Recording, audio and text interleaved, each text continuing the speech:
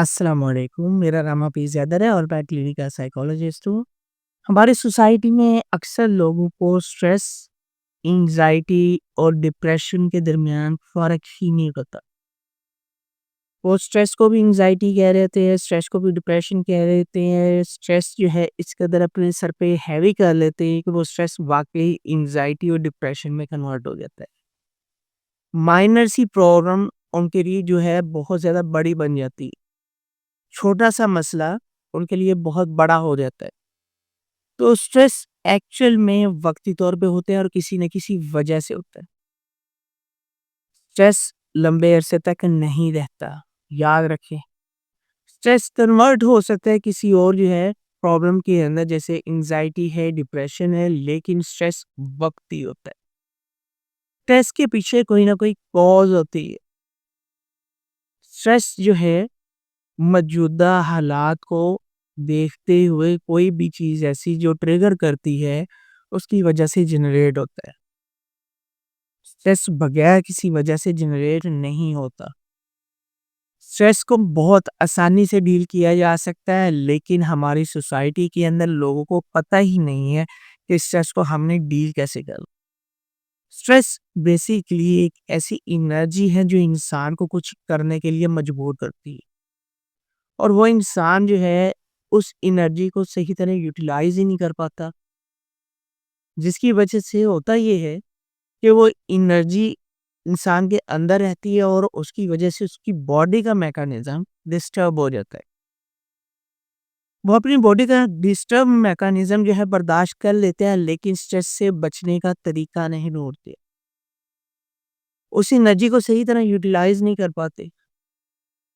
तो ये जो लोग स्ट्रेस के साथ सर्वाइव कर रहे होते हैं ना और कह रहे होते हैं हम बड़े ही डिप्रेशन में हैं, हम बड़े ही डिप्रेशन में हैं, हम एंग्जाइटी में रहते हैं।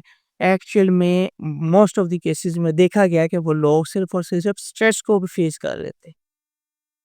जैसे ही उनका स्ट्रेस ठीक होता है, उनकी कॉज आइडेंटिफाई हो जाती है स्ट्रेस की और उसको जो है वॉश आउट कर दिया जाता है, वो इंसान नॉर्मल हो जाता है। स्ट्रेस 1 मिनट से लेकर 1 दिन, 2 दिन, 5 दिन तक रह सकता है। याद रखें। ये सादा लफ्ज़ों में कहूँ, जब तक वो इंसान वो काम नहीं कर लेता या उस प्रॉब्लम का सॉल्यूशन आइडेंटिफ़ाई नहीं कर लेता, तब तक वो स्ट्रेस ही रहता है। हाँ, अगर उसके साथ एक प्रॉब्लम और जुड़ जाए और फिर जुड़ जाए ये कि मल्टीपल प्रॉब्लम एसोसिएट होना शुरू हो जाए और उसकी डेली की रूटीन डिस्टर्ब हो जाए, वो स्ट्रेस एंग्ज़ायटी में शिफ्ट हो जाए। उसके अंदर बेचैनी की कैफ़ियत बढ़ जाती है, उसके अंदर घबराहट बढ़ जाती है और उसके अंदर जो है इस कदर एक अजीब से तासुरात पैदा होते हैं कि वो खुद से मैनेज ही नहीं कर पाता।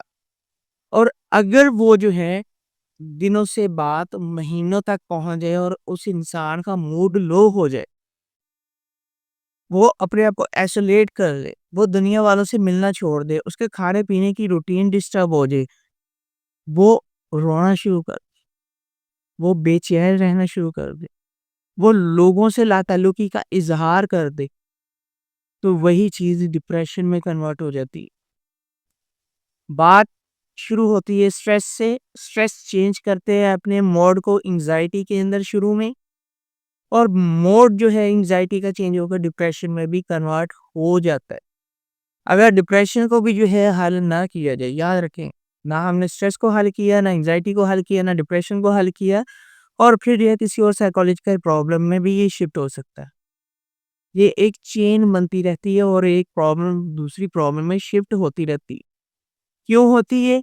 ये एक तो जो है बेसिकली टाइम ड्यूरेशन बढ़ता रहता है।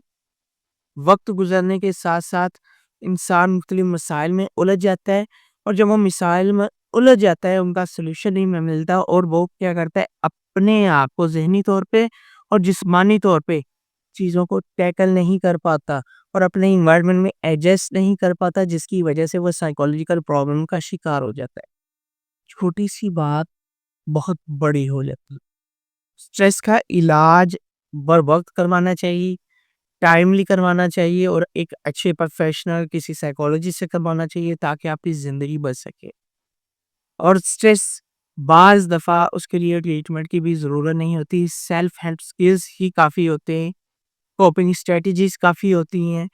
लाइफ को चेंज करना पड़ता है और कुछ चीज़ों को जो है मद्देनज़र रखना पड़ता है और कुछ चीज़ों को इग्नोर करना सीखना पड़ता है। कुछ टास्क को वक़्ती तौर पे ऑर्गेनाइज़ करना पड़ता है और उन चैलेंजेस को अचीव करना पड़ता है। और अगर फिर भी ये चीज़ें जो है कम ना हो, स्ट्रेस आपका कम ना हो, तो फिर लाज़मी किसी न किसी साइकोलॉजिस्ट के पास जाएँ, विज़िट करें और उनसे अपने ट्रीटमेंट को शुरू करवाएँ।